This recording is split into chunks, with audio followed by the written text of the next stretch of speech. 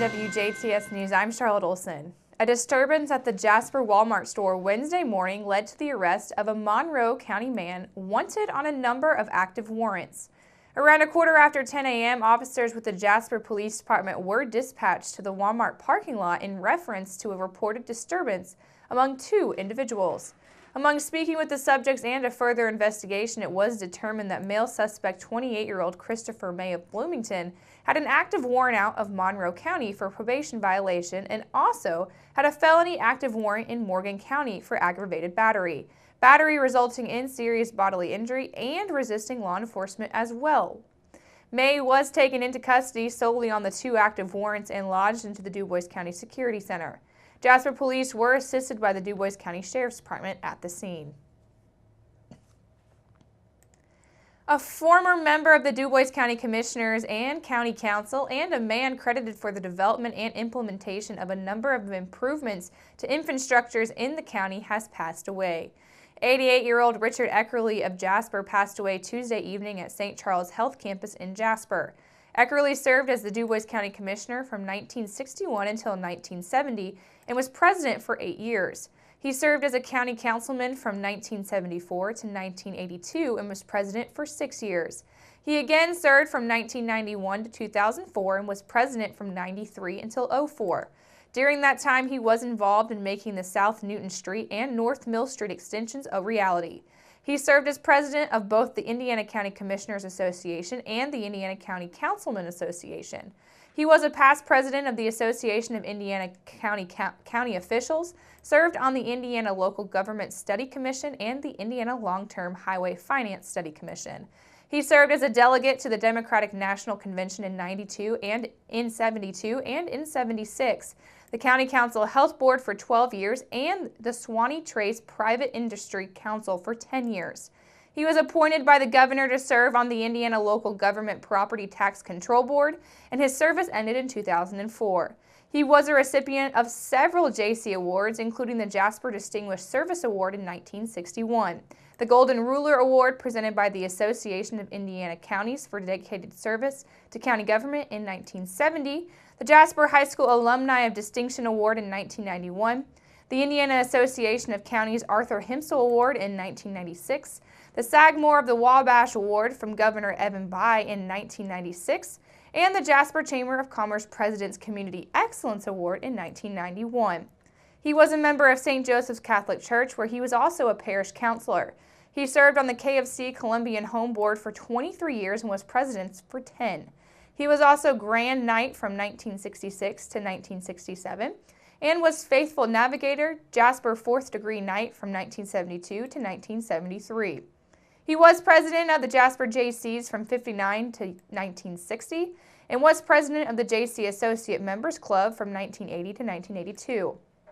He served on the OEO Tri Kappa Board for 15 years and was president for 5 of those years. He served on the Jasper Little League Board for 10 years and was president for 2, and he also served as president of the Greater Jasper Consolidated School Building Corporation.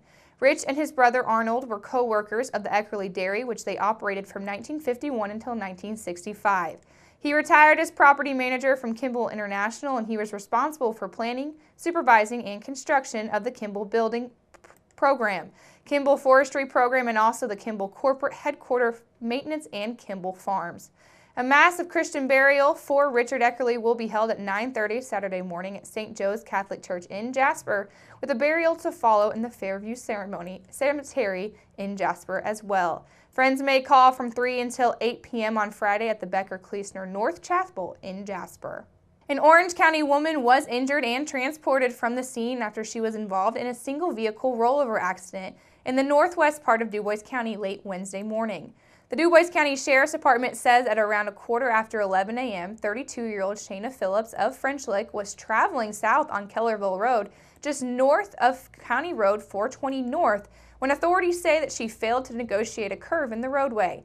Deputies say that Phillips overcorrected the steering in her passenger car, causing the vehicle to go onto a skid.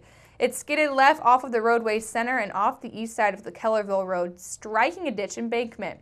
The impact caused Phillips' car to roll over and come to a final rest in an upright position facing north. Phillips was taken by ambulance to Memorial Hospital in Jasper for complaint of pain to her chest, head, and neck area. Her car was a total loss and no charges were filed. The DuBois County Sheriff's Department was assisted at the scene by Hayesville first responders and Memorial Hospital EMS. Wednesday at the Jasper Walmart, there was a beautiful spirit of Christmas following through the store.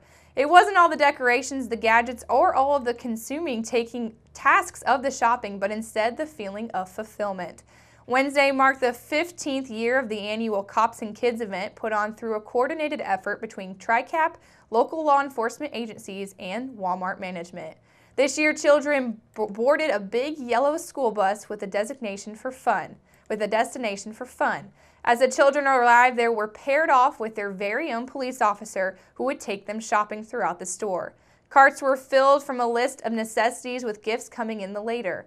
Joyce Fleck, the executive director for TRICAP, shares how the event was funded this year. Okay, this is amazing because the youth, if you got to see them when they were coming in, there's always a few that are just terrified and they warm up after a little while. And it means a lot because the community is coming together to raise the money to do the shopping. We don't even ask for this. It's just the community does this on their own. And it's really great for all of the officers. They get down on that level with the kids and they're finally not having to work a case. You see what I mean? So it's good for them too.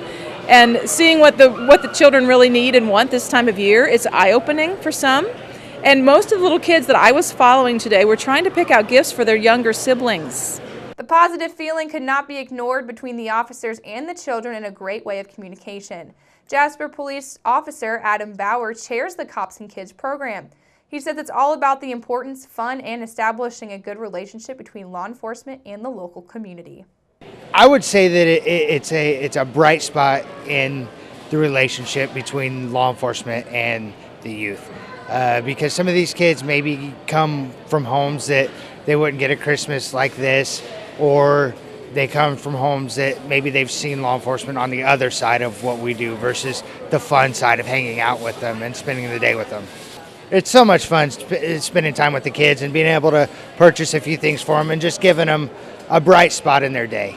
After the shopping was over, the children loaded back onto their bus that took them in a parade fashion with escorts of flashing lights and sounding sirens of police cars to the Jasper Moose Lodge. The Moose donated lunch and the children were surprised by a visit from Santa Claus.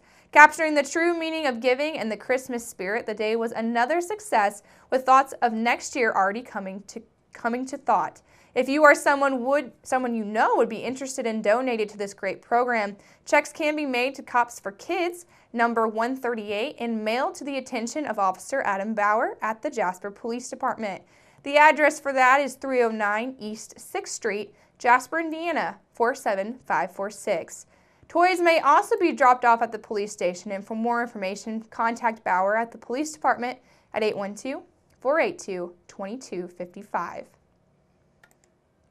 As the year has reached its final month for 2016, Sarah Weatherwax, Executive Director of Habitat for Humanity of DuBois County, reaches out to the DuBois County community with an annual statement to encourage continuous philanthropic efforts. She expresses her gratitude by stating, "Without partners such as the individuals and corporations in this county, we would not be able to fulfill our mission, which is to provide strength, stability, and self-reliance through shelter." Habitat for Humanity in DuBois County has taken place since 1995 to help community members with affordable home ownership and the goal to break the poverty cycle. Currently, the organization has raised 47% of their funds for the next home that they would like to help a family achieve. In her statement, Weatherwax encourages the community to continue their leadership in supporting their neighbors as they currently have a family approved for a home, and the organization would like to break ground in April of 2017. Weatherwax explains that even with donated lumber, service hours, and other amenities, it's cost of an average $85,000 to build a home in DuBois County, with 75% or about $65,000 of the amount is needed to break ground. For more information, contact Executive Director Sarah Weatherwax at 812-482-5995 or email at duboishabitat@gmail.com. Make sure to keep it right here, because up next, take a look at your weather summary.